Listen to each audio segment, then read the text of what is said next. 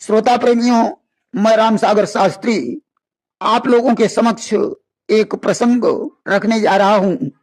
शिव महिमा। देखिए, शिव के तेज पुंज को अग्निदेव ने कबूतर बनकर गंगा की धारा में डाल दिया, जिससे गंगा के तट पर कार्तिकेय का जन्म हुआ। नंदन वन से कल्प वृक्ष लाकर पार्वती ने उस वृक्ष से एक कन्या की याचना की, जिससे अशोक सुंदरी का जन्म हुआ। पार्वती जी ने अपने महल के द्वारा गणेश जी को उत्पन्न किया। शिव ने उनका सिर काटकर हाथी का सिर जोड़ दिया, तो उनका नाम गजानन हो गया। गणेश, कार्तिकेय और अशोक सुंदरी के अतिरिक्त शिव पार्वती की और भी संतानें थीं। देखिए, जब सती जी ने दक्ष की यज्ञ में अपने शरीर को भस्मसात कर दिया, तो विदित होने पर शिव ने क्रोधातुर होकर अपनी एक जटा उखाड़कर जमीन पर पटक दी, जिससे वीरभद्र की उत्पत्ति हुई, जिनका विवाह भद्रकाली के साथ हुआ, जिनसे पौनभद्र, ब्रह्मभद्र, जगभद्र, सुरभद्र, दधिभद्र, भीमभद्र आदि 6 पुत्र उत्पन्न हुए। मंगलवार के दिन वीरभद्र की पूजा होती है। इनका वाहन सब बताया जाता है। देखिए, ब्रह्मा विष्णु के झगड़े को शांत करने के लिए शिव ने विशाल ज्योतिर्मय शिवलिंग प्रकट किया। ब्रह्मा विष्णु उसका छोर नहीं ढूंढ पाए। ब्रह्मा ने झूठ कहा, मुझे छोर मिल गया। उस समय शिव ने दाहिने पैर के अंगूठे का नाखून तोड़कर पृथ्वी पर पटक दिया, जिससे काल भैरव की उत्पत्ति हुई, जिनकी संख्या 52 बताई गई है। भैरव की पत्नी का नाम भैरवी है तथा इनकी सवारी कुत्ता है। रविवार के दिन इनकी पूजा होती है। एक बार सप्त ऋषियों ने शिव का तेज पुंज एक पत्ते पर रखकर अंजनी के कान में डाल दिया, जिससे हनुमान जी का जन्म हुआ। एक बार भगवान शंकर कहीं जा रहे थे और देवराज इंद्र इनका दर्शन करना चाहते थे। इंद्र ने शिव को रोका, परंतु वे नहीं रुके, तो इंद्र ने शिव के ऊपर अपनी गदा चला दी। शिव ने तीसरा नेत्र खोला, जिससे आग की लपटें निकलने लगी। इंद्र उस ज्वाला में जलने लगा। शिव की प्रार्थना की। शिव ने वह ज्वाला बटोर कर समुद्र में डाल दी, जिससे एक जालंधर नामक राक्षस उत्पन्न हो गया। उसने कालनेमी की पुत्री वृंदा के साथ विवाह किया और अंत में भगवान विष्णु की सहायता से शिव के द्वारा मारा गया। एक बार शिव पार्वती के सहित एक सरोवर में स्नान करने गए। जल विहार करते समय इनका तेज पुंज स्खलित हो गया। इन्होंने उसे पत्तों पर रख दिया, जिससे 5 कन्याओं का जन्म हुआ। जया, विषहरा, शामलिवारी, दोतली और देव। एक दिन शिव जब इन कन्याओं से मिलने गए, तो पार्वती जी भी पीछे पीछे गईं। वे कन्याओं को मारने के लिए तत्पर हुईं। शिव ने मना कर दिया और कहा, श्रावण शुक्ल पक्ष पंचमी को इन कन्याओं की पूजा करने से सर्पदंश का भय नहीं रहेगा। इनकी पूजा दोनों पंचमियों को होती है। एक बार शिव या पार्वती के मस्तक के तेज से एक पुत्री का जन्म हुआ, जिसका नाम ज्योति या ज्वालामुखी पड़ा। तमिलनाडु में आज भी उनकी पूजा होती है। एक बार कद्रू ने मिट्टी का एक पुतला बनाया, जिसके ऊपर शिव का तेज पुंज गिरा और मनसा देवी का जन्म हो गया। इन्हें पार्वती की सौतेली पुत्री माना जाता है। मनसा देवी का एक नाम जातकारु भी है तथा इनका विवाह जातकारु मुनि के साथ हुआ, जिससे आस्तिक मुनि की उत्पत्ति हुई। सर्पदंश का इलाज इन्हीं के पास है। बंगाल में डाल या घट अथवा सर्प मूर्ति से कई जगह इनकी पूजा आज भी होती है। एक बार भगवान शिव ने विष्णु से मोहिनी रूप दिखाने को कहा। मोहिनी रूप देखकर शिव का तेज पुंज स्खलित हुआ। इनके तेज पुंज को पारद कहा गया है और उस तेज पुंज से एक सस्तभ नामक पुत्र का जन्म हुआ दक्षिण भारत के सबरीमाला मंदिर में, जिसकी अयप्पा नाम से आज भी पूजा होती है। एक बार भगवान शिव ने कठोर तपस्या की, जिससे इनके शरीर से एक पसीने की बूंद जमीन पर गिरी। पृथ्वी ने गर्भ धारण किया और भूमि पुत्र भौमासुर का जन्म हुआ, जिसका वध भगवान कृष्ण के हाथों से हुआ था। एक बार भगवान शंकर बैठे हुए थे, पार्वती जी ने पीछे से अपने हाथों द्वारा शिव की दोनों आंखें बंद कर दी। तब शिव ने तीसरा नेत्र खोला। उस नेत्र ज्वाल से पार्वती को पसीना आ गया। उस पसीने की बूंद से एक बालक पैदा हो गया, उसका नाम अंधकासुर हुआ। राक्षस वंश में एक बार एक लावारिस पुत्र प्राप्त हुआ, जिसकी माता उसे छोड़कर चली गई थी। शिव पार्वती ने उस बच्चे को लाकर पालन पोषण किया, उसका नाम सुकेश रख दिया। पार्वती ने राक्षस के बच्चों के लिए एक वरदान दे दिया कि जो भी बच्चा पैदा होगा वह तुरंत चलने फिरने लगेगा। सुकेश जब बड़ा हुआ तो उसने गंधर्व कन्या देववती के साथ विवाह किया, जिससे 3 पुत्र पैदा हुए, माल्यवान, माली और सुमाली। माली विष्णु के हाथों से मारा गया। माल्यवान रावण का मंत्री बना और सुमाली की पुत्री कैकसी ही रावण की माता थी। एक बार शिव ने भस्म से भस्मासुर को उत्पन्न किया और उसे भस्म लाने का काम सौंप दिया। एक दिन तीनों लोकों में उसे भस्म नहीं मिली, तो उसने आग जलते हुए दूर से देखा कि आग जल रही है। वहां पहुंचा तो वहां कुछ असुर आग जला रहे थे। उसने असुरों से पूछा कि भस्म कहां मिलेगी। असुरों ने कहा, तुम शिव से भस्म होने का वरदान मांग लो और मेरे सेनापति बन जाओ। जब शिव ने इसे भस्म होने का वरदान दे दिया तो ये असुरों को भस्म करने के लिए दौड़ा। असुर भागने लगे तो एक असुर बोला, हम तुम एक जाति के हो, ऐसा करो ऋषि मुनियों को भस्म करो, क्योंकि वे हम लोगों के शत्रु हैं। बात समझ में आ गई। इसने देवर्षि नारद को देखा, उनके पीछे पड़ गया। नारद भागने लगे। उन्होंने कहा, भस्मासुर, असुरों को भस्म करो, वे मोटे ताजे होते हैं, ज्यादा भस्म प्राप्त होगी। नारद तो अंतर्ध्यान हो गए। अब ये भगवान शंकर के पास लौटा। पार्वती को देखकर इसका विचार बदल गया। इसने सोचा, क्यों न शिव को भस्म कर दिया जाए, जो पार्वती मुझे प्राप्त हो जाए।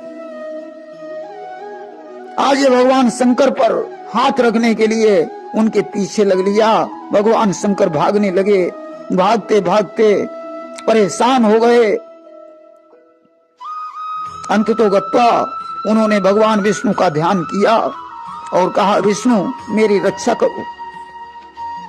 तो शिव की सुनी पुकार तो सुखधाम आ गए, सुखधाम आ गए।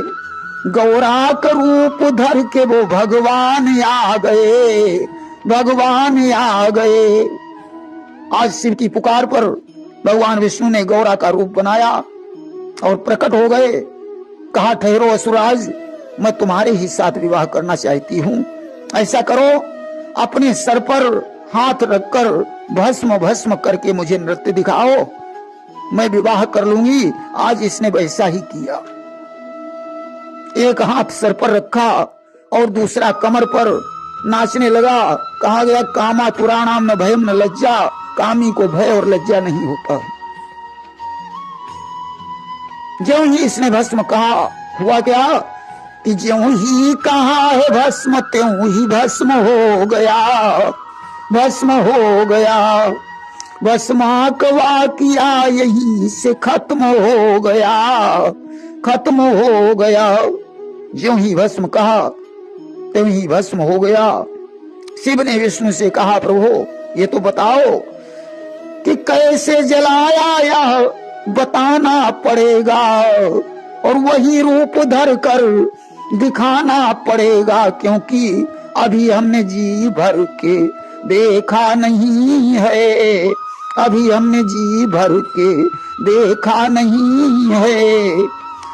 यही है तमन्ना, यही आरज़ू है, अभी हमने जी भर के देखा नहीं है, अभी हमने जी भर के देखा नहीं है। सजन, एक बार पार्वती के बच्चे दूध पीने के लिए रो रहे थे। शंकर जी पास में बैठे थे। माता ने कमल पुष्प पर शिव को उठाकर निगल लिया, बच्चों को दूध पिलाया, बाद में शिव को प्रकट कर दिया। इसलिए इनका एक नाम धूमावती पड़ गया और शिव का नाम धूमवान हो गया।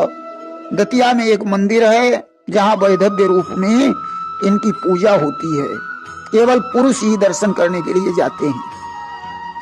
देखिए, कुल 11 शक्तियां हैं। महाकाल की पत्नी महाकाली, तारा की पत्नी तारा देवी, बाल भुवनेश की पत्नी भुवनेश्वरी, षोडश की पत्नी षोडशी, श्री विद्येश की पत्नी विद्येश्वरी, भैरव की पत्नी भैरवी, छिन्न मस्तक की पत्नी छिन्नमस्ता, धूमवान की पत्नी धूमावती, बगुलामुखी मुख की पत्नी बगुलामुखी, मातंग की पत्नी मातंगी और कमल की पत्नी कमला। ये 11 शक्तियां हैं। देखिए, तारकासुर का हनन कार्तिकेय के द्वारा हुआ। तारकासुर के 3 पुत्र थे, तारकाक्ष, कमलाक्ष और विद्युतमाली। उन्होंने ब्रह्मा की तपस्या की और अमर होने का वरदान मांगा। ब्रह्मा ने कहा, मरने के लिए एक वरदान और मांगना पड़ेगा। तो उन्होंने कहा कि आप मेरे लिए 3 पुर बनवाएं, जो देव एक बाण से तीनों पुरों को नष्ट कर देगा, वही मुझे मारेगा। विश्वकर्मा के द्वारा सोना, चांदी और लोहे के 3 पुर बनवाए और उन पर बैठकर ये परिक्रमा करने लगे, भ्रमण करने लगे। अब तो इन्होंने तीनों लोकों पर अधिकार कर लिया। देवता शिव की शरण में गए। विश्वकर्मा ने दिव्य रथ, चंद्र सूर्य ने पहिए, लोकपाल ने घोड़े, हिमालय ने धनुष, शेष ने प्रत्यंचा, विष्णु ने बाण, अग्नि ने फर प्रदान किया और त्रिपुर एक सीध में आए तो शिव ने इनका नाश कर दिया। और त्रिपुर नाश जब कियो पुरारी, और ताते नाम पढ़ो त्रिपुरारी। इन्होंने ब्रह्मा से कहा था कि हम इन पुरों में बैठकर पृथ्वी आकाश में घूमते रहें, 1000 वर्ष बाद एक जगह मिलें, उस समय हमारे तीनों पुर मिलकर एक हो जाएं। आज वही समय था। शिव ने इनका संहार कर दिया।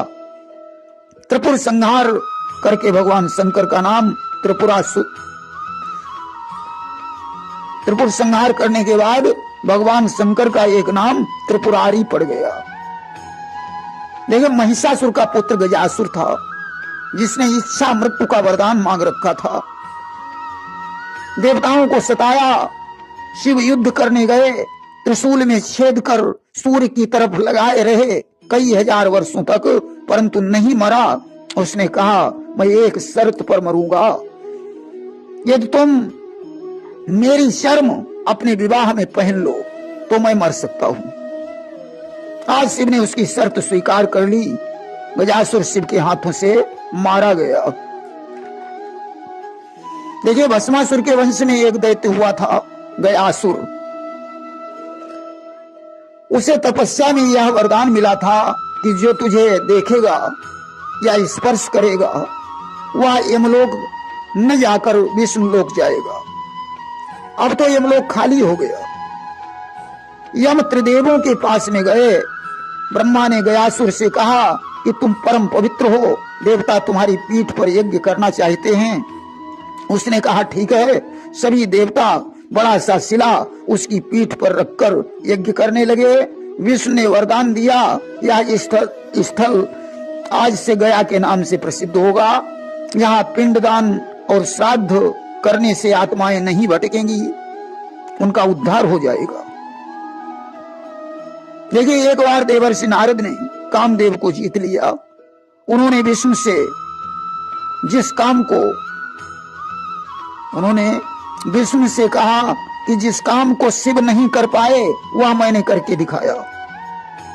शिव की निंदा सुनकर विष्णु जी रोए, बोले निंदा करना और सुनना दोनों पाप हैं। तुमने निंदा की और मैंने सुनी, इसलिए दोनों के पशु का सिर लगेगा। भगवान को घोड़े का सिर लगा, भगवान हयग्रीव बने और नारद बंदर बने। नारद विष्णु को शाप देने के बाद जब चंद्रभागा नदी के तट पर तपस्या करने लगे, जहां भगवान के सिर पर शिवलिंग है, वहां तपस्या करके पाप मुक्त हो गए। एक बार काशी के मणिकर्णिका घाट पर स्नान कर विष्णु ने 1000 स्वर्ण कमलों से शिव की पूजा की। परीक्षा लेने के लिए शिव ने एक फूल गायब कर दिया। भगवान विष्णु ने ढूंढा, जब नहीं मिला तो विचार करने लगे कि लोग मुझे कमल नयन पुंडरीकाक्ष कहते हैं, मेरी आंखें कमल के समान हैं, इसलिए एक आंख चढ़ाए देता हूं।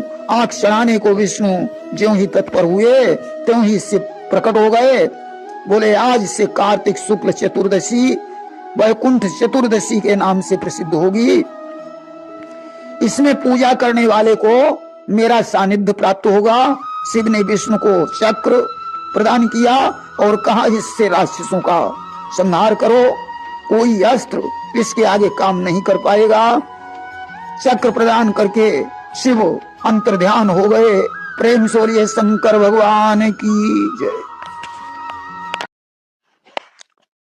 श्रोता प्रेमियों, मैं राम सागर शास्त्री आप लोगों के समक्ष एक प्रसंग रखने जा रहा हूं, शिव अवतारों की कथा।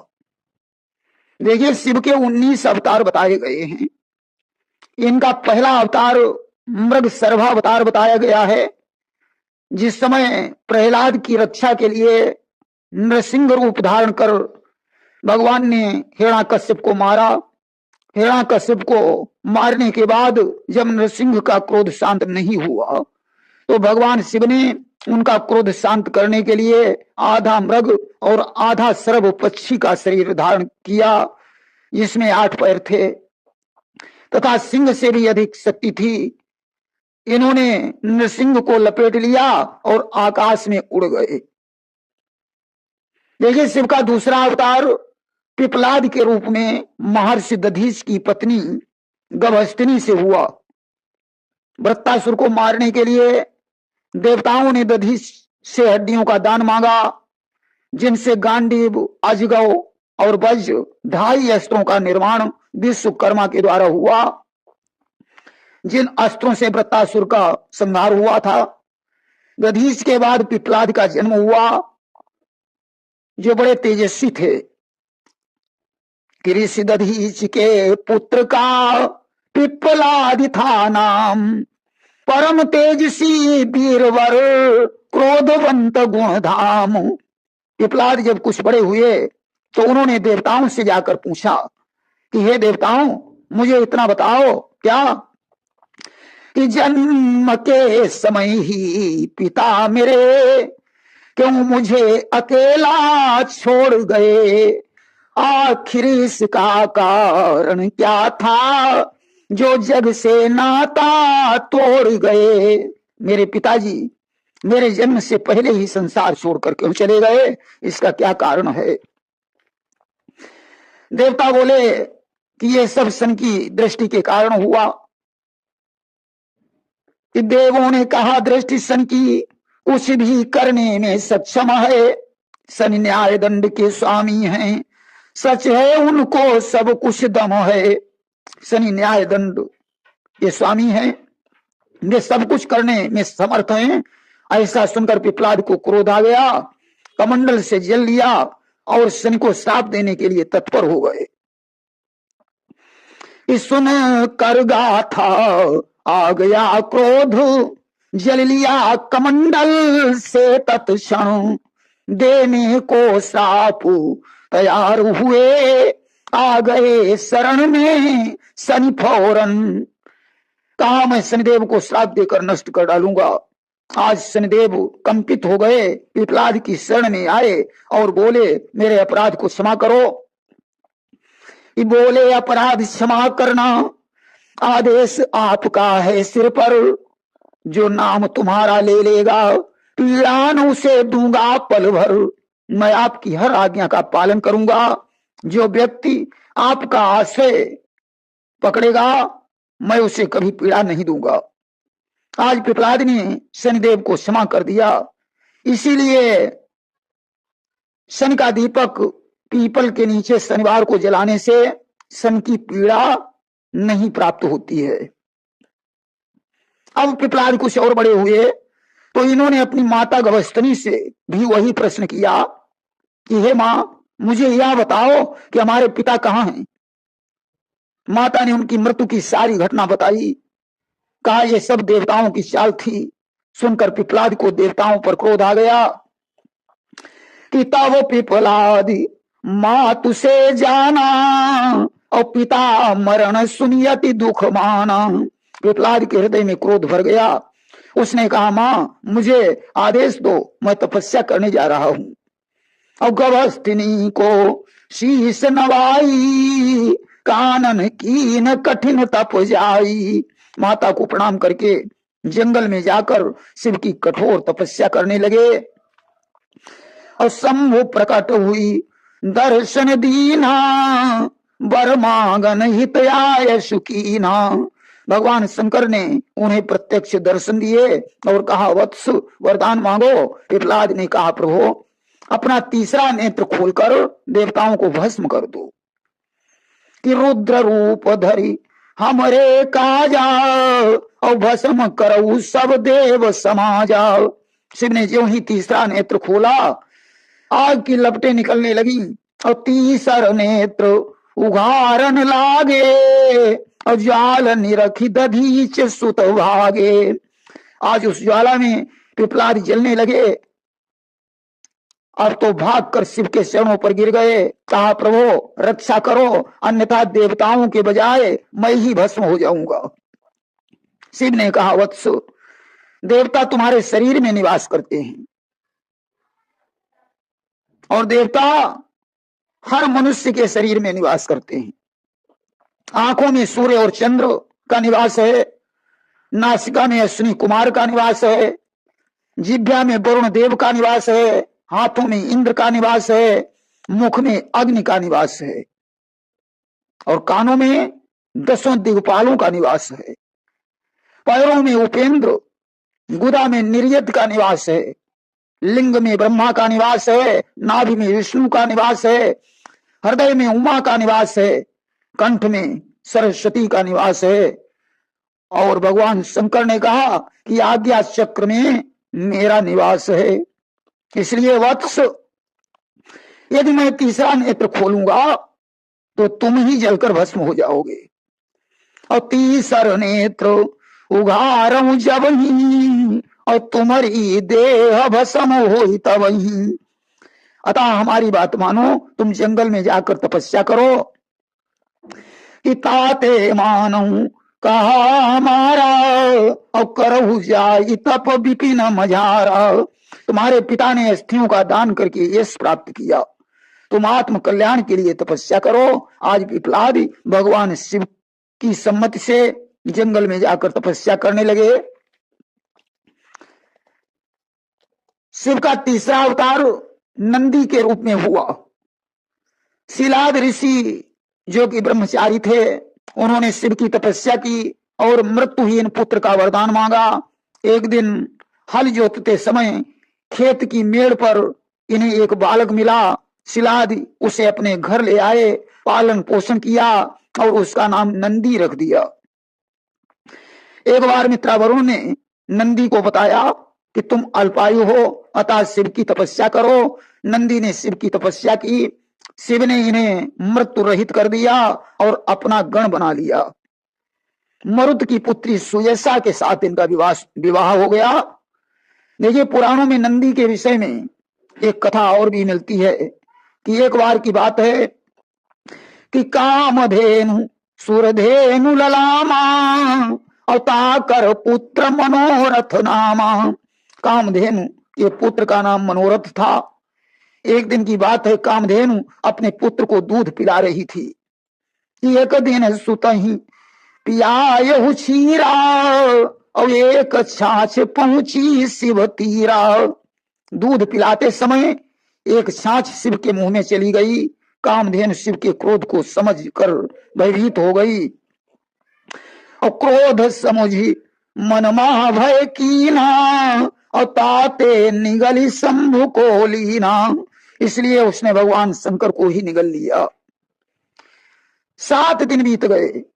गिरिजा ने दुखी होकर कामधेनु से विनय की कि गिरिजा बोली है कामधेनु इस दुखिया की झोली भर दो। हो चुके 7 दिन आज तलक अब मुक्त मेरे पति को कर दो। आज 7 दिन बीत चुके हैं, मेरे स्वामी को छोड़ दो, मैं तुमसे पति की भीख मांगती हूं।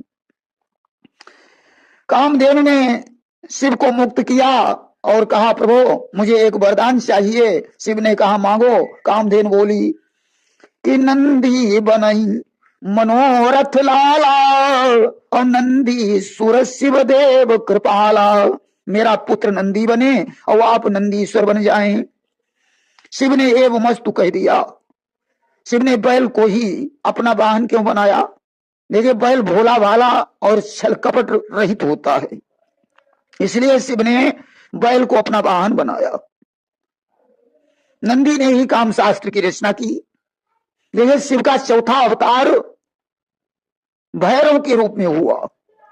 ब्रह्मा विष्णु में जब झगड़ा हुआ तभी एक पुरुषाकृति प्रकट हो गई। ब्रह्मा ने उस पुरुषाकृति से कहा कि तुम मेरी शरण में आ जाओ। पुरुषाकृति ने क्रोधित होकर ब्रह्मा का एक सिर काट लिया। वही पुरुषाकृति भैरव बनी। ब्रह्म हत्या को मिटाने के लिए उसने काशी में तपस्या की और भैरव काशी के कोतवाल बन गए। वहीं मतांतर में ऐसा भी कहा जाता है कि जब शिव ने अमृत बिंदुओं से अपनी जंघा को सींचकर विष्णु को और विष्णु ने जल बिंदुओं से अपनी जंघा को सींचकर ब्रह्मा को जन्म दिया, तो ब्रह्मा ने कहा मैं बड़ा हूं, विष्णु ने कहा मैं बड़ा हूं। दोनों में झगड़ा हो गया। उस झगड़े को मिटाने के लिए शिव ने एक विशाल ज्योतिर्मय शिवलिंग प्रकट कर दिया। दोनों उसका छोर ढूंढने लगे। ब्रह्मा ऊपर और विष्णु नीचे गए। कई हजार वर्ष बीत गए, छोर नहीं मिला। तब तो दोनों वापस लौट आए। ब्रह्मा ने कहा मैंने सिर का पता लगा लिया है, इसलिए मैं बड़ा हूं। इस झूठ पर शिव को क्रोध आ गया और वे प्रकट हो गए। उन्होंने दाहिने पैर के अंगूठे का नाखून तोड़कर जमीन पर पटक दिया, जिससे काल भैरव की उत्पत्ति हो गई। शिव के आदेश पर काल भैरव ने ब्रह्मा का एक सिर काट लिया और ब्रह्म हत्या को मिटाने के लिए काशी में तपस्या की और काशी के कोतवाल बन गए। लेकिन शिव का 5वां अवतार द्रोणाचार्य के यहाँ अश्वत्थामा के रूप में हुआ, जिसने द्रौपदी के 5 पुत्रों का सिर काट लिया था तथा अर्जुन पर ब्रह्मास्त्र चलाया, जिसकी ज्वाला से उत्तरा का गर्भ जल गया था और उस बच्चे में भगवान कृष्ण ने पुनः प्राण डाले। वही बच्चा परीक्षित के नाम से प्रसिद्ध हुआ। अश्वत्थामा आज भी अमर है। शिव का 6वां अवतार वीरभद्र के रूप में हुआ। जिस समय सती ने दक्ष की यज्ञ में अपने शरीर को भस्मसात कर दिया, शिव को पता चला तो उन्होंने अपनी एक जटा उखाड़ कर जमीन पर पटक दी, जिससे वीरभद्र की उत्पत्ति हुई। और शिव के आदेश पर वीरभद्र ने दक्ष का यज्ञ विध्वंस किया और दक्ष का सिर काटकर हवन कुंड में डाल दिया। 7वां अवतार शिव का ग्रहपति के रूप में हुआ। विश्वावानर मुनि ने अपनी पत्नी सुचिस्मति के साथ नर्मदा नदी के तट पर शिव की तपस्या की। इनके कोई संतान नहीं थी। इन्होंने शिव से उनके समान पुत्र मांगा। इसलिए धर्मपुर में विश्वावानर के यहाँ शिव ने गृहपति के रूप में अवतार लिया। 8वां अवतार शिव का दुर्वासा के रूप में हुआ, जो बड़े क्रोधी थे। कि लोक वेद विदित इतिहास और जानत सब क्रोधी दुर्वासा। एक बार दुष्यंत की पत्नी शकुंतला ने पति की याद में दुर्वासा को प्रणाम नहीं किया, तो इन्होंने श्राप दे दिया था कि जिसकी याद में तूने मुझे प्रणाम नहीं किया वह तुझे भूल जाएगा। देखिए, शिव का 9वां अवतार हनुमान के रूप में हुआ, जिन्हें 11वां रुद्र माना जाता है। अंजनी पुत्र की अभिलाषा में सुमेरु पर्वत पर तपस्या कर रही थी और इधर भगवान का मोहिनी स्वरूप देखकर शिव का तेज पुंज गिरा। सप्त ऋषियों ने उसे पत्ते पर रखकर अंजनी के कान में डाल दिया, जिससे हनुमान की उत्पत्ति हुई। इसीलिए कहा जाता है कि शंकर सुवन केसरी नंदन और तेज प्रताप महाजगवंदन। 10वां अवतार शिव का वृषभ के रूप में हुआ। एक बार भगवान विष्णु दैत्यों का वध करने पाताल लोक गए। वहां उन्होंने बहुत सी चंद्रमुखी स्त्रियां देखी। वे विष्णु को देखकर मोहित हो गईं, जिनसे बहुत से दैत्य पुत्र उत्पन्न हुए। वे उपद्रव करने लगे। इसलिए उनका नाश करने के लिए शिव ने वृषभ का अवतार धारण किया। देखिए, 11वां अवतार शिव का यतिनाथ के रूप में हुआ। इसमें इन्होंने अतिथि बनकर एक भील की परीक्षा ली। देखिए, अर्बुदाचल पर्वत पर आहुका 2 दंपति रहते थे। उनकी परीक्षा लेने के लिए शिव यति बनकर गए। गृहस्थ मर्यादा का ध्यान दिलाया। आहुक को धनुष बाण लेकर बाहर सोने को कहा और स्वयं उसके घर में ठहर गए। आहुक बाहर सो रहा था। कुछ वन्य जीवों ने उसे मार डाला। आहुका विलाप करने लगी कि जिया बिनु देह नदी बिनु बारी और तई से ही नाथ पुरुष बिनु नारी। बिना पति के पत्नी का जीवन उसी प्रकार है जैसे शरीर में प्राण नहीं, जैसे नदी में पानी नहीं। शिव ने प्रकट होकर दर्शन दिए और आहुक को जीवित कर दिया। शिव का 12वां अवतार कृष्ण दर्शन के रूप में हुआ। साधदेव मन के वंश में नभग नाम के एक राजा हुए, जिनका राज्य भाइयों ने छीन लिया। उन्होंने अपने पिता से कहा तो उन्होंने बताया कि तुम यज्ञ करके राज्य प्राप्त कर सकते हो। शिव ने कृष्ण दर्शन के रूप में अवतार लेकर यज्ञ करवाया और राज्य को वापस दिलवाया। 13वां अवतार शिव का अवधूत के रूप में हुआ। देखिए, देवराज इंद्र को अपने इंद्रासन का बड़ा घमंड था। वह साधारण मुनियों की इज्जत नहीं करता था। एक बार इंद्र शिव का दर्शन करने के लिए कैलाश पर्वत पर जा रहे थे। साथ में बृहस्पति जी भी थे। भगवान शंकर ने उसके घमंड को चूर करने के लिए अवधूत का रूप धारण किया और इंद्र का मार्ग रोका। इंद्र ने क्रोधित होकर अपनी गदा का प्रहार किया, परंतु उसका हाथ उठा का उठा ही रह गया। गुरु बृहस्पति इंद्र के साथ में थे ही, तो उन्होंने कहा, इंद्र यही भगवान शिव हैं, तुम इन्हें पहचान नहीं पाए, इसलिए अपनी अज्ञानता की क्षमा मांगो। इंद्र ने क्षमा मांगी।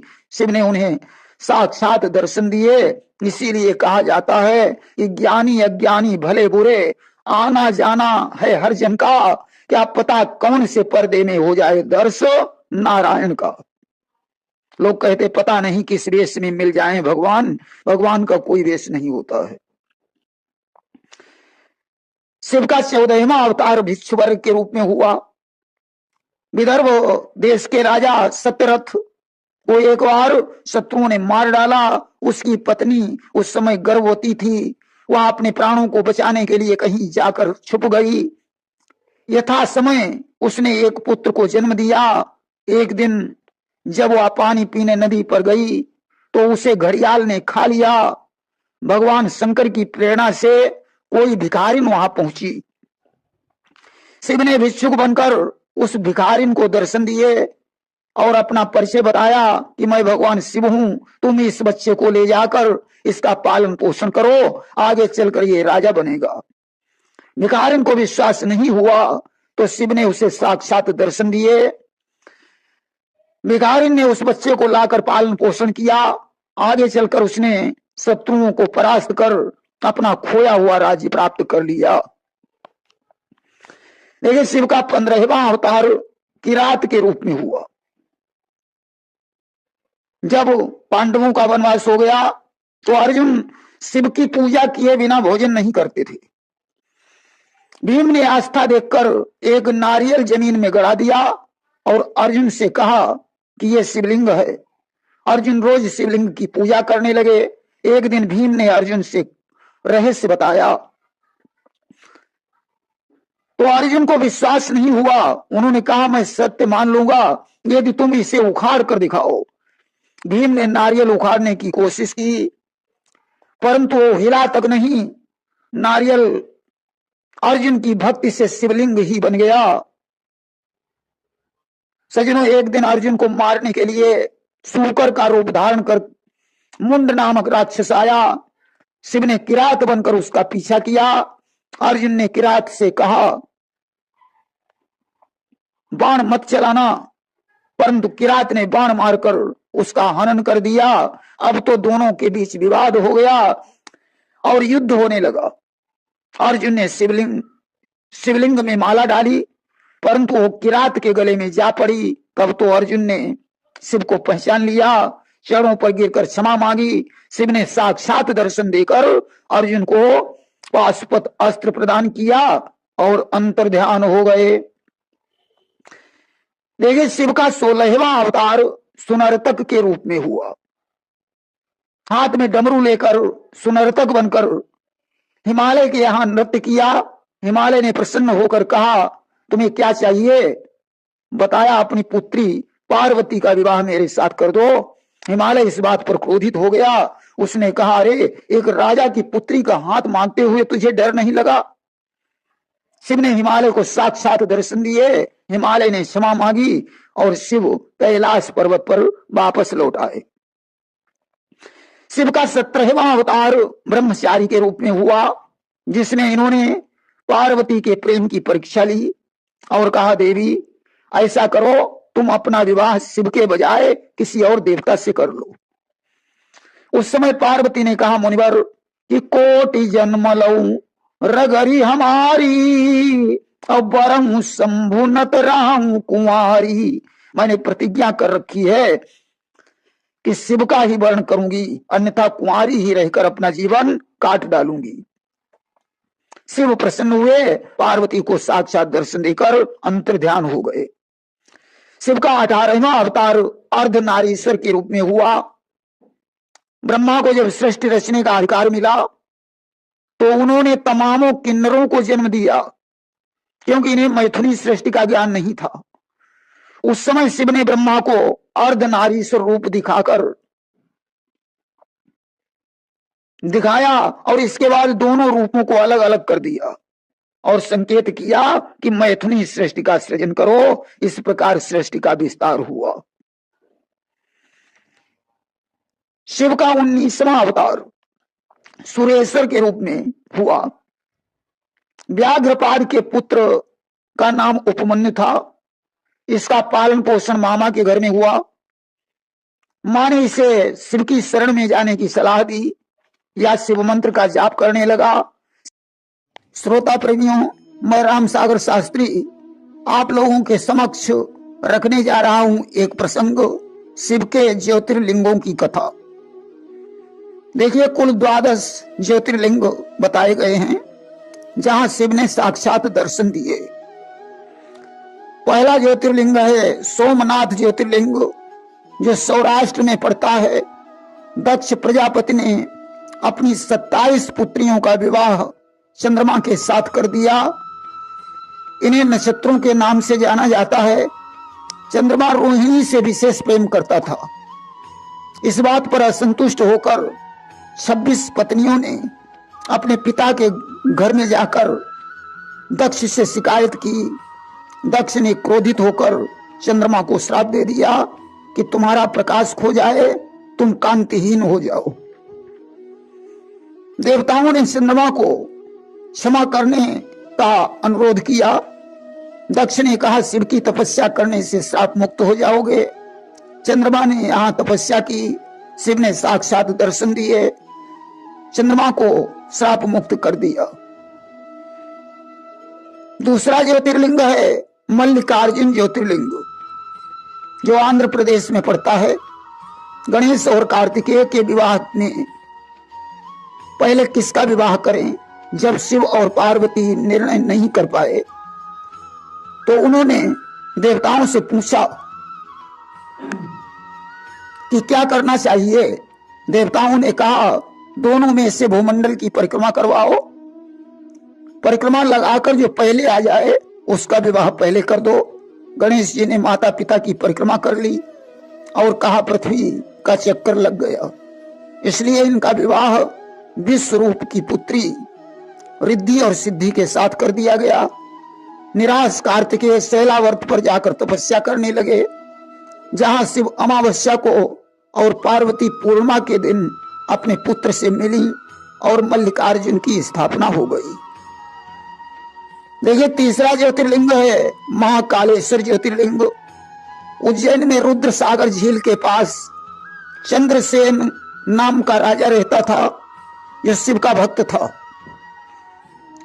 एक बार राजा रिपुदमन ने दूषण को साथ लेकर चंद्रसेन पर आक्रमण कर दिया तथा प्रजा को पीड़ा पहुंचाई। राजा ने शिव को याद किया, भोलेनाथ ने प्रकट होकर चंद्रसेन की रक्षा की और इस प्रकार महाकालेश्वर की स्थापना हो गई।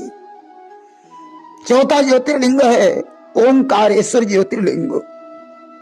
मध्य प्रदेश में नर्मदा नदी के पास शिवपुरी द्वीप पर असुरों ने आक्रमण करके देवताओं को परास्त कर दिया।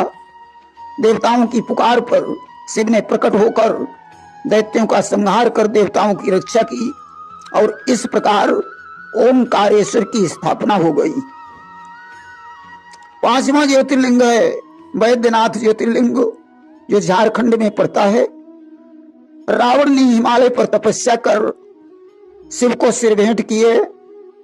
रावण जब नवा सिर काट रहा था तभी भगवान शंकर प्रकट हो गए और कहा, वत्स वरदान मांगो। रावण ने लंका चलने का आग्रह किया। शिव ने उसे शिवलिंग प्रदान कर कहा, इसे जमीन पर मत रखना। विष्णु ब्राह्मण बनकर रावण के पास पहुंचे। रावण ने कहा, विप्रदेव शिवलिंग पकड़ लो, मैं लघुशंका को जा रहा हूं। विष्णु ने शिवलिंग को वहीं स्थापित कर दिया और अंतर्ध्यान हो गए। वही शिवलिंग वैद्यनाथ के नाम से प्रसिद्ध हो गया। देखिए, छठा ज्योतिर्लिंग है भीमा शंकर ज्योतिर्लिंग, जो पुणे में पड़ता है। कुंभकर्ण के पुत्र भीम ने जब देवताओं को परेशान किया तो देवताओं ने शिव का ध्यान किया। शिव ने प्रकट होकर भीम से युद्ध किया। भीम मारा गया। शिव के पसीने से भीमा नदी की उत्पत्ति हुई और यहीं पर शिव का एक नाम भीमा शंकर पड़ गया। सातवां ज्योतिर्लिंग है रामेश्वरम ज्योतिर्लिंग, जो तमिलनाडु में पड़ता है। सीता को ढूंढते ढूंढते राम को प्यास लगी। जब वे समुद्र में पानी पीने गए उस समय आकाशवाणी हुई, पहले शिवलिंग की स्थापना करो, बाद में तुम पानी पी सकते हो। राम ने मिट्टी का शिवलिंग बनाकर स्थापना की। शिव ने साक्षात दर्शन दिए और रावण का वध करने का आशीर्वाद प्रदान किया। वहीं मतांतर में ऐसा भी कहा जाता है कि सेतुबंध के बाद राम ने विचार किया कि करी हूं यहाँ शंभु स्थापना, मोरे हृदय परम कल्पना, मैं यहाँ शंभु की स्थापना करूंगा। और राम ने बालू का शिवलिंग बनाकर स्थापित कर विधिवत पूजन किया और वरदान दे दिया कि जे रामेश्वर दर्शन करी हई अते तनु तजी ममलोक सिधरी हई। जो रामेश्वर का दर्शन करेगा उसे मेरा सानिध्य प्राप्त होगा। आठवां ज्योतिर्लिंग गणेश्वर के नाम से जाना जाता है, जो महाराष्ट्र औरंगाबाद में पड़ता है। अहिल्याबाई होलकर की दो संतानें थीं, सुधर्म और सुदेशा। अहिल्याबाई की बहन घोष्म से एक बालक हुआ। सुदेशा यानी अहिल्याबाई की पुत्री ने उसे झील में फेंक दिया। उस बच्चे को प्राप्त करने के लिए अहिल्याबाई के पुत्र सुधर्म ने 101 शिवलिंग अर्पित किए थे और झील के पास जाकर शिव का स्मरण किया तो देखा बच्चा झील के किनारे लेटा हुआ है। उसने अपनी मौसी से सुदेशा के लिए क्षमा मांगी। इस तरह गणेश्वर ज्योतिर्लिंग की स्थापना हो गई। नवा ज्योतिर्लिंग नागेश्वर के नाम से जाना जाता है, जो द्वारिका में पड़ता है। दारुक नाम के राक्षस ने शिव भक्त सुप्रिया को अपने कब्जे में ले लिया और भी महिलाओं को उसने कैद कर लिया। तब सुप्रिया ने सभी महिलाओं को ओम नमः शिवाय मंत्र जाप करने के लिए कहा। मंत्र जाप कर महादेव प्रकट हो गए। उन्होंने सुप्रिया सहित सभी महिलाओं की रक्षा की। इस प्रकार नागेश्वर ज्योतिर्लिंग की स्थापना हो गई। 10वां ज्योतिर्लिंग काशी विश्वनाथ के नाम से जाना जाता है। जब ब्रह्मा विष्णु के बीच झगड़ा हो गया, दोनों में कौन बड़ा है, तो शिव ने मध्य में विशाल ज्योतिर्लिंग प्रकट कर दिया। वही काशी विश्वनाथ के नाम से प्रसिद्ध हुआ। वहीं मतांतर में ऐसा भी कहा जाता है कि जब शिव के आदेश पर भैरव ने ब्रह्मा का एक सिर काट लिया तो ब्रह्म हत्या का विमोचन करने के लिए इन्होंने काशी में तपस्या की और शिव ने इन्हें निष्पाप कर काशी का कोतवाल बना दिया। वहीं एक मत यह भी है कि काशी विश्वनाथ का शिवलिंग भगवान राम ने स्थापित किया था। रावण को मारने से राम को ब्रह्म हत्या लग गई। उसके निवारण के लिए उन्हें ब्राह्मणों ने बताया कि काशी में शिवलिंग की स्थापना करो, उनका पूजन करने से ब्रह्म हत्या मिट जाएगी। राम ने ऐसा ही किया। वही शिवलिंग काशी विश्वनाथ के नाम से प्रसिद्ध हो गया।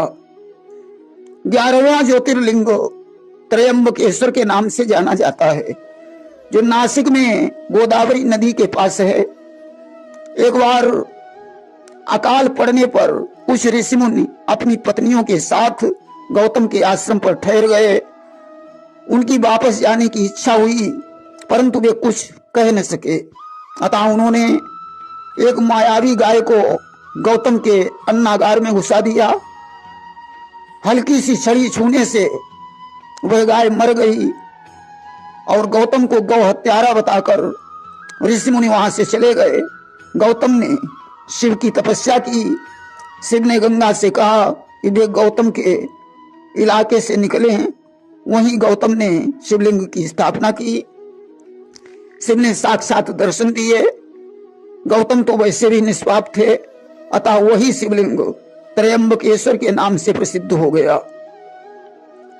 देखिए 12वां ज्योतिर्लिंग केदारनाथ के नाम से प्रसिद्ध है।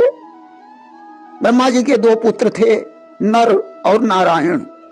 उन्होंने बद्रीनाथ में शिवलिंग बनाकर स्थापना की और शिव की तपस्या में मग्न हो गए। शिव वहां रोज दर्शन देने लगे। नर नारायण ने शिव से ऐसा वरदान मांगा कि आप सदैव यही दर्शन देते रहें। शिव ने तथास्तु कह दिया। इस प्रकार 12 ज्योतिर्लिंगों की कथा जो श्रवण करता है उसे भगवान शिव का सानिध्य प्राप्त होता है। प्रेम से बोलिए शंकर भगवान की जय। श्रोता प्रेमियों, मैं राम सागर शास्त्री आप लोगों के समक्ष रखने जा रहा हूं शिव पुराण महात्म्य। देखिए, नैमिषारण्य के विषय में पुराणों में कहा गया है कि एक बार जब द्वापर का अंत हो गया और कलयुग आने वाला था, उस समय सौनकादि 88,000 ऋषिवृंद कलयुग के भय से भयभीत होकर ब्रह्मा जी के पास पहुंचे और बोले, ब्रह्मदेव, अब हम लोगों को कोई ऐसा स्थान बताओ जहां कलयुग का प्रवेश न हो। ब्रह्मा जी ने अपने मन के द्वारा एक चक्र उत्पन्न किया और कहा, अब इस चक्र के संरक्षण में रहो। मैं चक्र फेंक रहा हूं, सभी लोग इसके पीछे पीछे जाओ। जहां यह चक्र जाकर गिरे वही स्थान तुम्हारे लिए श्रेष्ठ है। ब्रह्मा जी ने उस चक्र को फेंक दिया। समस्त ऋषिवृंद उसके पीछे पीछे दौड़े। वह चक्र नैमिष क्षेत्र में जाकर गिरा। वहीं उस चक्र की नैमिषीर्ण हुई, इसीलिए उस स्थान का नाम नैमिषारण्य पड़ गया। जहां पर चक्र गिरा था वहां चक्र कुंड का निर्माण हो गया। चक्र तीर्थ में स्नान करने से मनुष्यों के समस्त पाप नष्ट हो जाते हैं। इस प्रकार नैमिषारण्य एक प्राचीन तपोभूमि है। ब्रह्मा ने ऋषियों से कहा था कि जब तक सतयुग न आए तब तक तुम उसी क्षेत्र में रहकर तपस्या करो। अतः सौनकादि ऋषियों ने इसी नैमिषारण्य में आकर तपस्या की थी। बड़े बड़े संत और सिद्ध पुरुष नैमिषारण्य में आकर तपस्या करते रहे। नैमिषारण्य में ही सूत जी ने सौनकादि ऋषियों को पुराणों की कथाएं सुनाई थी। इसीलिए किसी कवि ने नैमिषारण्य के ऊपर एक सुंदर दोहा लिखा है कि तपो भूमि तारन तरन संत सृजन सुखधाम, तीर्थ नैमिषारण्य को मेरा कोटि प्रणाम। अर्थात ये तपोभूमि संतों का सृजन करने वाली उद्धारक और सुख प्रदायक है। ऐसे नैमिषारण्य तीर्थ को मैं करोड़ों बार प्रणाम करता हूं। देखिए, शिव पुराण कलयुग में मनुष्यों के हित का साधन है। पुराणों में इसका चौथा स्थान माना जाता है। पहले शिव पुराण में 100 करोड़ श्लोक थे। द्वापर में 4 लाख श्लोक रह गए, परंतु अब इसमें 24,000 श्लोक और 7 संहिताएं हैं। शिव पुराण श्रवण करने के लिए शिव मंदिर, तीर्थ स्थान, वन या बाग बगीचा शुभ माना गया है। घर पर भी इसका आयोजन किया जा सकता है। शिव पुराण की कथा व्यास जी ने सनत कुमार को सुनाई थी। उसी कथा का आयोजन प्रयाग में हुआ, जहां सूत जी ने सौनकादिक ऋषियों को शिव पुराण की कथा सुनाई थी। जो मनुष्य पापी, दुराचारी, खल, कामी और क्रोधी हैं, वे भी इस पुराण को श्रवण करके शुद्ध हो जाते हैं। उदाहरण के लिए इस पर एक इतिहास प्रसिद्ध है। पहले किरातों के नगर में एक धर्म भ्रष्ट ब्राह्मण देवराज रहता था, जो लूट मार करके धन लाता था और उसे अधर्म में खर्च कर देता था। देवराज शराबी और वैश्यागामी था कि लूट मार के धन लैया बई और वैश्या के घर मौज मनावई। इस प्रकार काफी समय व्यतीत हो गया। एक दिन की बात है, देवराज प्रतिष्ठानपुर नगर अर्थात झूसी प्रयाग में पहुंच गया। वहां उसने एक शिवालय देखा कि एक बार झूसी मह गयऊ और कहां शिवालय देखत भयऊ। शिवालय में बहुत से साधु संत मौजूद थे। देवराज उसी शिवालय में जाकर ठहर गया कि ताह बहु संतन ओ समुदायी और ठहरो तहां विप्रभु जाई। अचानक उसे तीव्र बुखार आ गया। अब तो उसके दर्द से देवराज बेचैन हो गया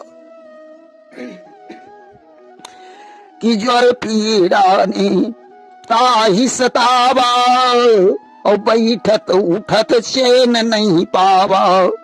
वहीं शिवालय में एक ब्राह्मण शिव पुराण की कथा सुना रहा था। देवराज उस कथा को ध्यान से सुनने लगा। धीरे धीरे जर से पीड़ित होने के कारण 1 मास के पश्चात उसकी मृत्यु हो गई। यम के दूत पास में बांधकर उसे यमपुरी ले गए कि 1 मास जर पीड़ा रहू, मरी के विप्र यमपुरी गयऊ। यमपुरी में यमदूत उसे यातनाएं देने लगे। भगवान शंकर ने तत्काल अपने पार्षदों से कहा, जाओ देवराज को यमदूतों से छुड़ाकर विमान में बैठाकर कैलाश पर्वत पर ले आओ। अब तो शिव के पार्षद अद्भुत विमान में बैठकर यमपुरी पहुंचे। उन्होंने यमदूतों को मार पीट कर भगा दिया और देवराज को छुड़ा लिया। शिव पार्षद यमपुरी सिधाए, मारी पीटी सो विप्र छुड़ाए।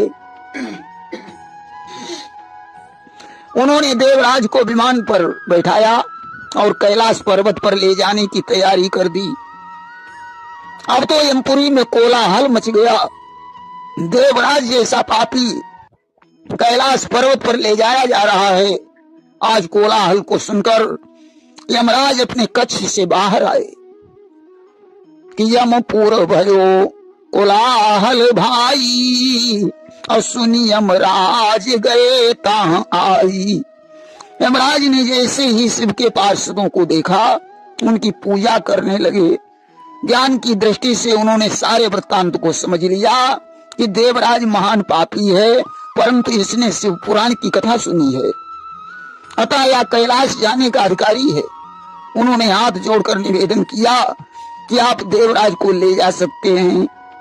पार्षदों ने विमान चलाया और कुछ ही देर में कैलाश पर्वत पर आ गए कि पार्षद दियो विमान चलाई, अपनी शिवलोक पहुंचे आई। उन्होंने देवराज को शंकर जी के सानिध्य में कर दिया। देवराज कैलाश पर्वत पर रहने लगा। वहीं शिव पुराण के महात्म्य में एक दूसरा इतिहास भी आता है कि समुद्र के निकटवर्ती प्रदेश में एक वास्कल नामक गांव था, जहां धर्म विमुख ब्राह्मण निवास करते थे। वास्कल गांव सिंधु के तीरा, और धर्म विमुखता विप्र शरीरा। सभी ब्राह्मण किसानी करते थे, वे अस्त्र शस्त्र भी रखते थे कि सकल विप्र कहाँ करें किसानी, और राखें अस्त्र शस्त्र अभिमानी। जहां रहने वाले लोग पशुवत बुद्धि रखने वाले थे, व्यवसायी और खल थे। अन्य वर्णों के लोग भी वैसे ही थे। वहां की स्त्रियां कुटिल और व्यभिचारिणी थी। उसी वास्कल नामक गांव में एक बिंदुक नाम का ब्राह्मण रहता था, जो नीति को छोड़कर अधर्म पर चलता था कि बिंदुक विप्र कहाँ एक राही, और करई अधर्म नीति नहीं गाई। बिंदुक तो वैश्यागामी था, परंतु उसकी पत्नी चंचला परम सुंदरी और धर्मनिष्ठ थी। ते ही घर राही चंचला नारी, और धर्मनिष्ठ शशि बदन उजारी।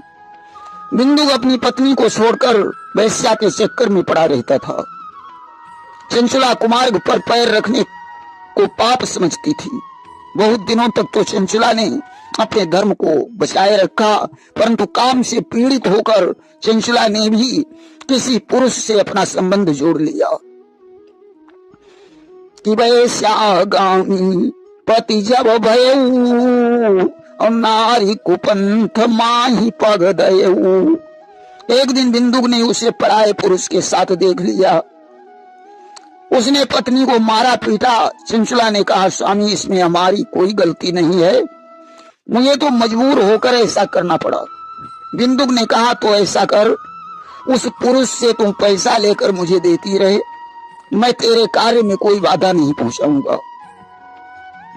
अब तो चंचला पैसा लेकर बिंदुक को देने लगी। बिंदुक सारा पैसा वैश्या के ऊपर लुटा देता था। वह वह वैश्या को ही अपनी पत्नी समझ रहा था, और वैश्या अपने बाप की भी सगी नहीं होती तो किसी दूसरे की क्या हो सकती है।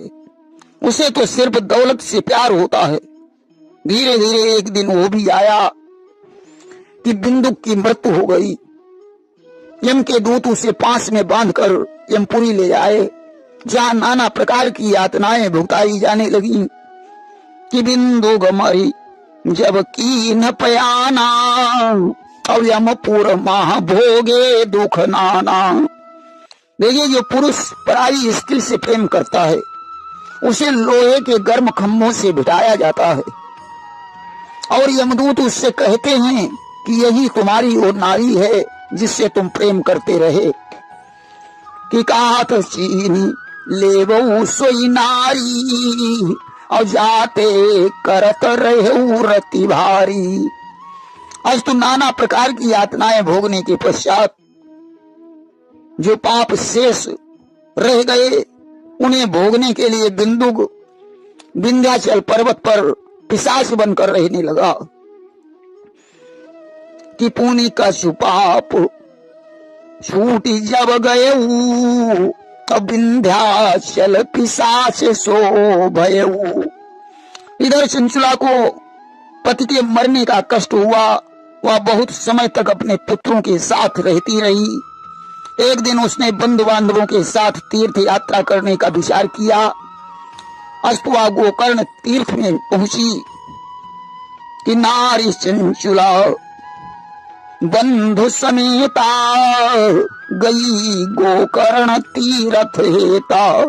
वहां उसने तीर्थ में स्नान किया और घूमती घामती एक देव मंदिर में पहुंच गई, जहां एक पंडित जी शिव पुराण की कथा सुना रहे थे।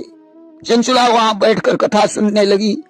पंडित जी ने कहा, ये स्त्रियां पर पुरुषों के साथ व्यभिचार करती हैं, यमराज उनके शरीर में लोहे का परिघ डालते हैं।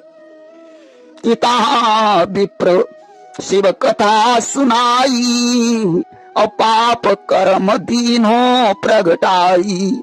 अब तो ज्यों ही चंचुला ने ये शब्द सुने वह भय से कांपने लगी। हाय, मैं कितनी पापनी हूँ, अब तो मुझे घोर यातनाएं भोगनी पड़ेंगी। कथा समाप्त होने के पश्चात सभी लोग चले गए। चंचुला एकांत में पंडित जी के पास पहुंची। उसने उनके चरणों में अपना सिर रख दिया और कहने लगी, पंडित जी, आप ही हमारे गुरु हैं। मेरा पति वैश्यागामी था, मजबूर होकर मुझे किसी पुरुष से अवैध संबंध बनाना पड़ा। अब आप ही हमारी मुक्ति का कोई उपाय बताइए। ऐसा कहकर वह विलाप करने लगी कि विप्र चरण गिर गिरा उचारी, और के ही विधि मिटई पाप मम भारी। पंडित जी ने कहा, देवी, तुम्हें समय पर चेत हो गया है। अब शिव की शरण में जाने से तुम्हारा कल्याण हो जाएगा। शिव पुराण की कथा सुनने से तुम्हारी बुद्धि शुद्ध हो गई है, वैराग्य का उदय हो गया है। जो पश्चाताप करता है वास्तव में वो पापों का प्रायश्चित करता है। जो कुकर्म के लिए पश्चाताप नहीं करता उसकी उत्तम गति नहीं होती। शिव पुराण सुनने से चित्त शुद्ध हो जाता है। चित्त में शिव पार्वती निवास करते हैं, इसलिए तुम विषयों से मन को हटाकर शिव की कथा सुनो, तुम्हारा मोक्ष हो जाएगा। इतना कहकर पंडित जी शिव के ध्यान में मग्न हो गए। चंचुला के नेत्रों से प्रेमाश्रु बहने लगे तो आप पंडित जी के चरणों में गिर गई। उसने कहा, आप धन्य हैं जो आपने मुझे ज्ञान प्रदान किया। इस प्रकार वह पंडित जी की सेवा करने लगी और शिव पुराण की कथा श्रवण करने लगी। उसका चित्त शुद्ध हो गया। समय पूरा होने पर बिना कष्ट के उसका शरीर छूट गया। देखिए, मृत्यु काल के समय 1000 बीसियों के डंक मारने के बराबर पीड़ा होती है। जो भगवान का भक्त होता है उसके प्राण सुख से, और जो पापी होता है उसके प्राण दुख से छूटते हैं। जिनके प्राण ब्रह्मांड फोड़ कर निकलते हैं वे आवागमन से रहित हो जाते हैं। लिंग और गुदा से प्राणों का निकलना अशुभ माना गया है। आज चंचला के प्राण बिना कष्ट के छूट गए। शिव ने पार्षदों से उसके लिए विमान भेजा। चंचला दिव्य रूप धारण करके विमान पर बैठकर शिवपुरी को चली गई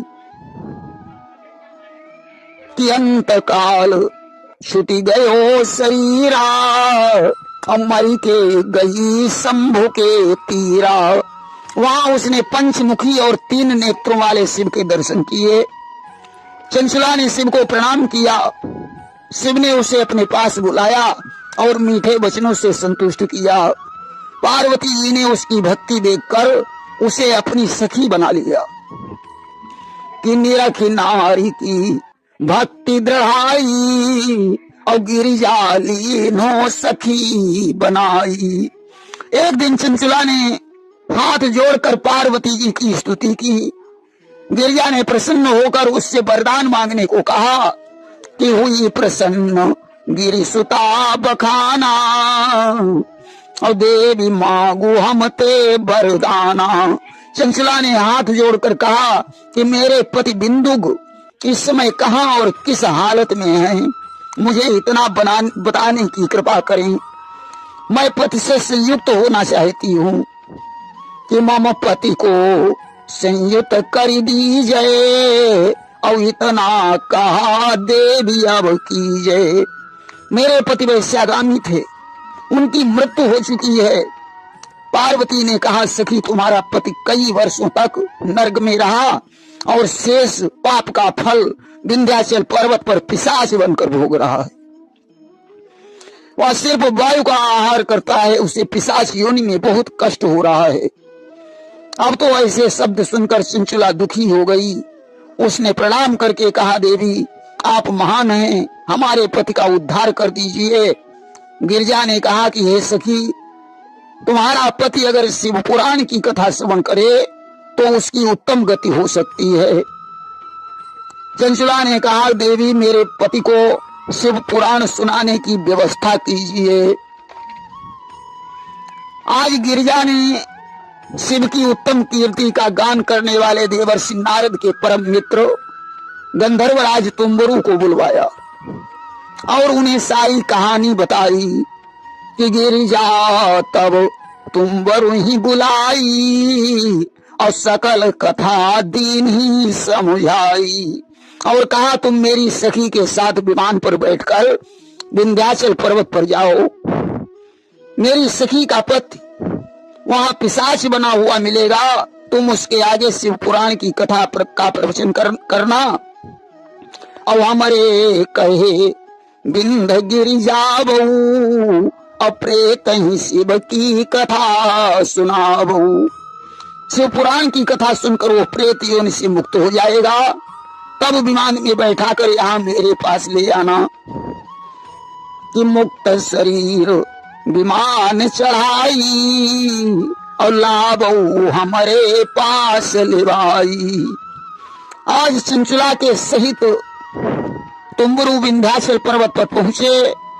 वहां उन्होंने भयानक पिशाच को देखा जो कहीं हंसता था और कहीं रोता था, कहीं वह कूदने लगता था। तुम्बरु ने उसे पांसों द्वारा बांध लिया। विंध्याचल पर्वत पर मंडप की रचना की, संपूर्ण लोकों में प्रचार कर दिया कि पार्वती के आदेश पर पिशाच के उद्धार हेतु शिव पुराण की कथा होने जा रही है। तमामों देव ऋषि वहां पहुंचे। पर्वत पर कल्याणकारी समाज जुड़ गया। तुम्बरु ने पांसों में बांध करके पिशाच को आसन पर बैठाया, हाथ में वीणा उठाई और विद्येश्वर संहिता से लेकर वायु संहिता तक महात्मा सहित शिव पुराण की कथा का वर्णन किया। उसका पिशाच शरीर नष्ट हो गया। वह दिव्य रूप होकर शिव का गुणगान करके चंचला के सहित विमान में बैठ गया। समस्त लोग अपने अपने धाम को चले गए और लीन हो निज विमान बैठाई और शिव के पास पहुंचे आई। तुम्बरु से शिवधाम में ले आए। पार्वती जी ने उसका स्वागत सत्कार किया। भगवान शंकर ने उसे अपना पार्षद बना लिया। आज तो पति पत्नी दोनों कैलाश पर्वत पर निवास करने लगे। प्रेम से बोलिए शंकर भगवान की जय। प्रेमियों, मैं राम सागर शास्त्री आप लोगों के समक्ष एक प्रसंग रखने जा रहा हूं, गंधर्वराज चित्रकेतु की कथा। देखिए, गंधर्व लोक में एक राजा हुआ चित्रकेतु, जिसने 1 करोड़ विवाह किए, परंतु कोई संतान नहीं हुई। राजा सर्व सुख संपन्न था, किंतु संतान के सोच में रात दिन डूबा रहता था कि इतना होने पर भी न कोई कुल कीर्ति बढ़ाने वाला था। इस चिंता ने उस राजा का जर्जरित हृदय कर डाला था। एक बार चित्रकेतु संतान के सोच में बैठा हुआ था। उसी समय अंगिरा ऋषि आ गए। राजा ने उठकर अंगिरा को प्रणाम किया। अंगिरा ने आशीर्वाद दिया। राजा का मुखमंडल देखकर उदासी का कारण पूछा। राजा ने कहा, मुनिवर, मैंने 1 करोड़ विवाह किए, फिर भी किसी रानी से कोई संतान नहीं हुई। कि हे मुनिवर, कई विवाह किए, लेकिन फल उनका मिला नहीं। इस आंगन की फुलवारी में कोई गुल अब तक खिला नहीं। मुनिवर, पुत्र की चिंता दिनों दिन मुझे खाए जाती है। अंगिरा ऋषि ने राजा की मस्तक की रेखाओं की तरफ देखा और कहा, राजन, संतान होना तुम्हारे भाग्य में नहीं है। कि भाल से रेखा तुम्हारे मिट गई संतान की, कुछ पुराने पाप से यह गति हुई श्रीमान की। राजन, कोई पूर्व जन्म का पाप लगा है, जिससे तुम्हारी संतान की रेखा मस्तक से मिट गई है। अब तो राजा और भी दुखी हो गया। अंगिरा ने बहुत कुछ समझाया, परंतु राजा के ऊपर कोई प्रभाव नहीं पड़ा। आखिर में अंगिरा को दया आ गई और उन्होंने एक पुत्र होने का वरदान दे दिया और कहा, राजन, पुत्र होने के बाद तुम्हें सुख नहीं बल्कि दुख ही प्राप्त होगा। पुत्र होने पर तो तुम सुख मनाओगे, परंतु बाद में तुम्हें पछताना पड़ेगा। राजा तो हर हाल में पुत्र चाहता था। अस्तु अंगिरा ने पुत्रेष्टि यज्ञ का विधान किया। राजा अपनी बड़ी रानी को बहुत चाहता था। ऋषियों ने बड़ी रानी सहित उसे यज्ञ में बैठाकर विधिवत पूजन करवाया। यज्ञ का प्रसाद बड़ी रानी को खिला दिया। रानी गर्भवती हो गई। 10वें मासी वै पूर्वम पुत्रो रत्नमजायत। 10वें महीने में एक सुंदर पुत्र का जन्म हुआ।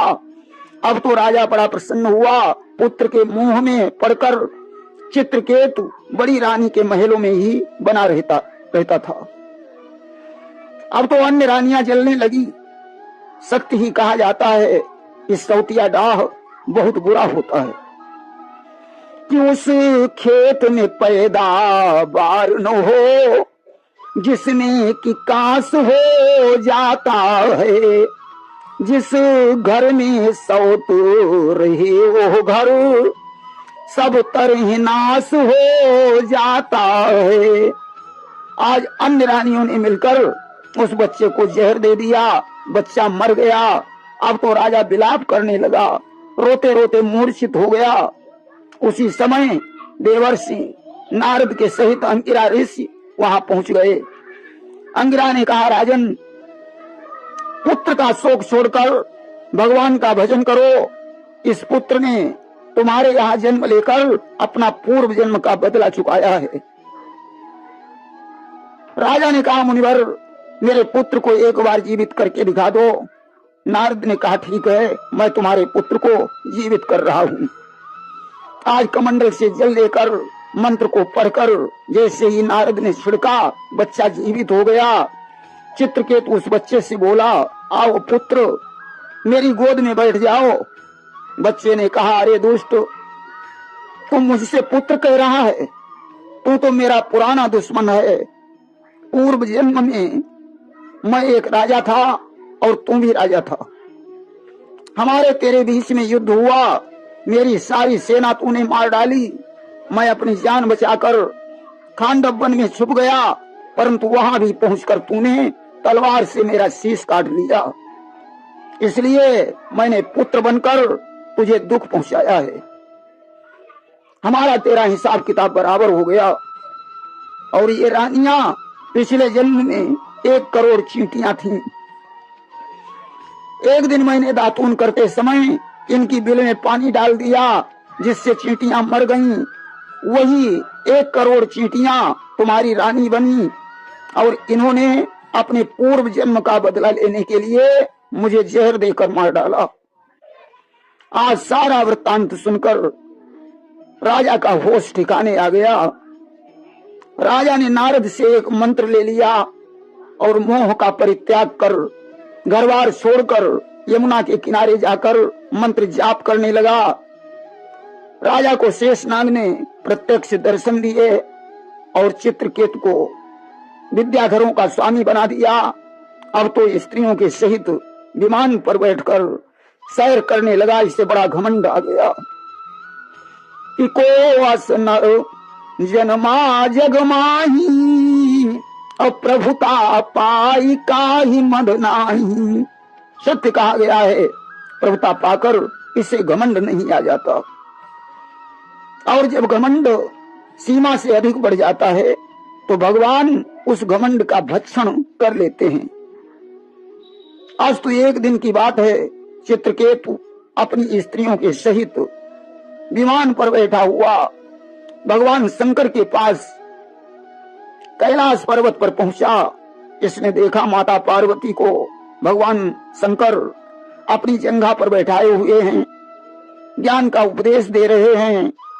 घमंड के कारण चित्रकेतु ने उनकी हंसी की।